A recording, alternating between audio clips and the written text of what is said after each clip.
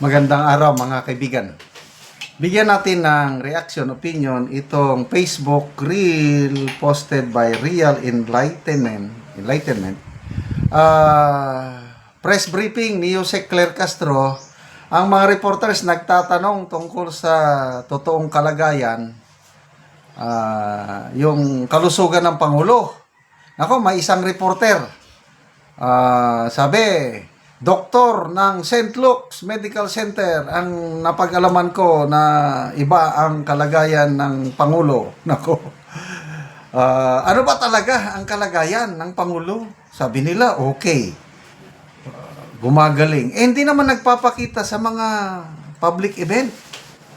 So, hirap na hirap si Auntie Claire magdepensa. Ano ba talaga ang kalagayan sa kalusugan ng Pangulo? Pakinggan natin ha.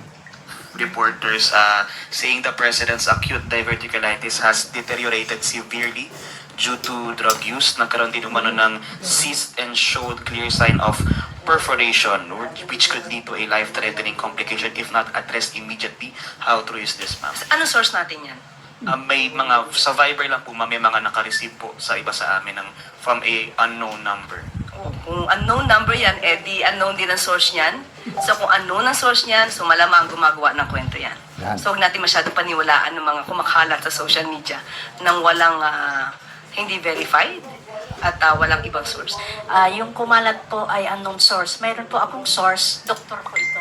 Yun. St. Luke's. So, siguro naman po ay credible ito. Though hindi ko siya pwedeng pangalanan for the obvious reason. Pero hindi po ba mas makabubuti kung magbigay na lamang po ng medical bulletin? Sandali, ulitin natin ha. Ang galing ni Auntie Claire, ano? Kanina mo nabalitaan sa unang reporter. Unknown number. Unknown sir, wala. Wala yan, mahina yan. Ito ang babaeng reporter. Doktor ng St. Luke's nagsabi na malala ang kondisyon ng Pangulo. Anong isasagot ng Auntie Claire? Ulitin natin ha. Ang mga doktor ng presidente. Ng cyst and showed clear sign of perforation, which could lead to a life-threatening complication if not addressed immediately. How true is this, ma'am? Ano source natin yan?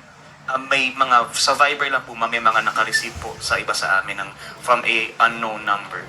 Kung unknown number yan, di unknown din ang source niyan. So kung unknown ang source niyan, so malamang gumagawa ng kwento yan. So huwag natin masyadong paniwalaan ng mga kumakalat sa social media nang walang hindi verified at walang ibang source. Yung kumalat po ay unknown source. Mayroon po akong source, doktor po ito sa St. Luke's. Wow! Siguro naman po ay credible ito. Though hindi ko siya pwedeng pangalanan for the obvious reason. Pero hindi po ba mas makabubuti kung magbigay na lamang po ng medical bulletin ang mga doktor ng presidente para malaman po ng taong bayan yung tunay niyang kalagayan, since nag-aalala po ang lahat para sa kanyang kondisyon dahil siya po yung ating ama ng bayan.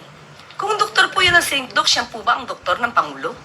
Hindi po tayo maaaring magbigay ng amang opinyon kung hindi naman manggagaling mismo sa doktor ng Pangulo at hindi manggagaling sa Pangulo.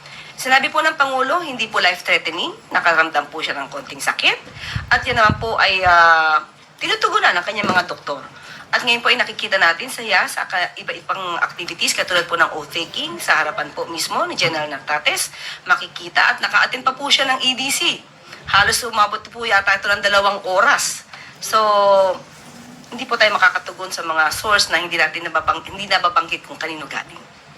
Yung medical bulletin from the doctors themselves po, hindi pa pwede mas makabubuti kung sila na mismo ang magbigay ng medical bulletin. Sa ating pagkakalam po, pagka naglabas ng medical bulletin, dapat si serious illness.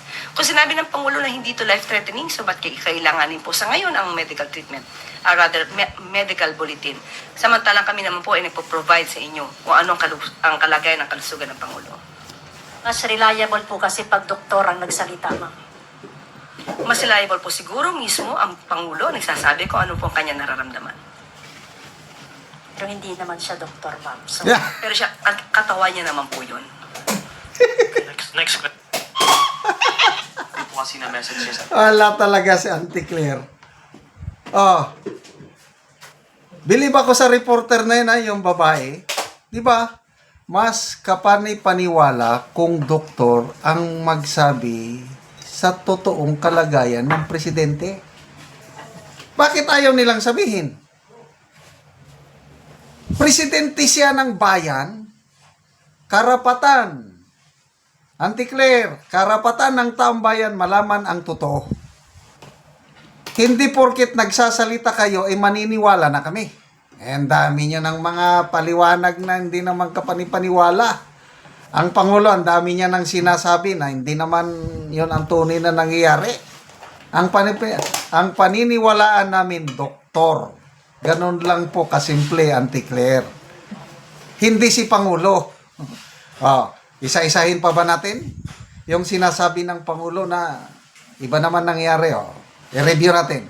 KOJC na raid. Kailan ba yun? 2024. Ano sabi ng Pangulo? Walang human rights. Dahil ang mga pulis pumasok doon, walang baril. Ano ang totoo? May baril o wala? Sagutin nyo, Auntie Claire. Ano pa? Nung bago mag-eleksyon, May 12, bago ako bababa sa pwesto, matatapos na ang subway sa 2028. Yan ang kanyang pahayag, ha? Anong sabi ng DOTR Secretary? Anong sabi ng NEDA o DepDep? Hindi matatapos yan. Madidili yan dahil sa kulang-kulang ang funding. Pinaka-earliest na pagtapos ng subway is 2032. Ano pa? Nung kampanyahan, midterm election, si MMDA Chairman Tolentino ang unang dumating sa Tacloban pagkatapos ng Bagyo Yolanda. Ayun ang sinabi niya. Ano ang totoo? Si Tatay Digong natin ang naunang dumating doon. Ang dami ng pronouncement ang Pangulo na ang sarap pakinggan. Example, bago ako matapos sa aking termino 2028, wala nang magugutom na Pilipino. Wow! Galing. Yan ang kanyang pangarap. Totoo ba? Magkakatotoo ba na bago siya bababa sa pwesto, wala nang magugutom na Pilipino? 20 pesos per kilo na bigas. Anong nangyari? Meron na nga. Saka lang sila magbenta 20 beses per kilo. Hintayin pa nilang magkalindol o kaya magkabagyo. Maniniwala pa ba tayo sa sasabihin ng Pangulo na ayos na siya? Malaman natin tama ang kanyang tunay na kalagayan. Medical bulletin. Magsalitang mga doktor, ganun lang yun. Huwag nyo kaming bilugin ng ulo. We are not born yesterday. Na kung anong sinabi ng Pangulo, yun na yun. No. Kung anong sinabi ng Auntie Claire, yun na yun. No. We need a medical bulletin from the doctors themselves. As simple as that. Salamat po mga kaibigan sa inyong pagsubaybay sa ating channel. Nakakatulong kayo ng malaki sa tribong Talandig ng Bukidnon dahil ang income natin sa channel na ito is pantulong po sa tribo. Namimigay tayo ng libreng yero at pako para makapagpatayo sila ng mas maayos na tirahan. Panoorin nyo ang video na ito.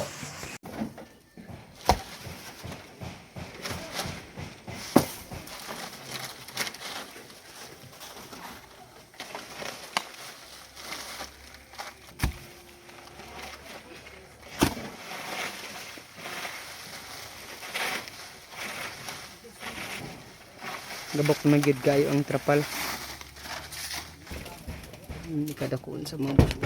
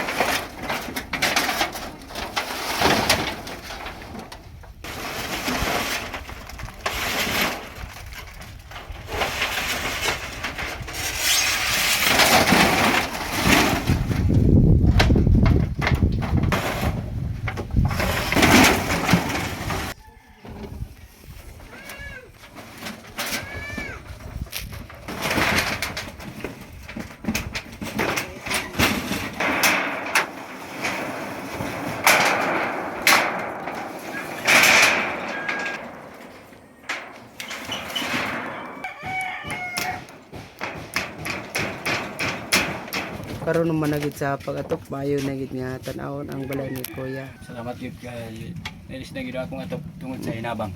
Oo. Kay ug walay hinabang, dili milis na akong atok. Mm. Salamat kay sa Ginoo nga ihatagan ko niya ang hinabang, nga panalangin. Mm. Salamat kayo. Kag sa nagtabang sa sin, sponsor, salamat kayo. Oh, salamat kayo pud ya.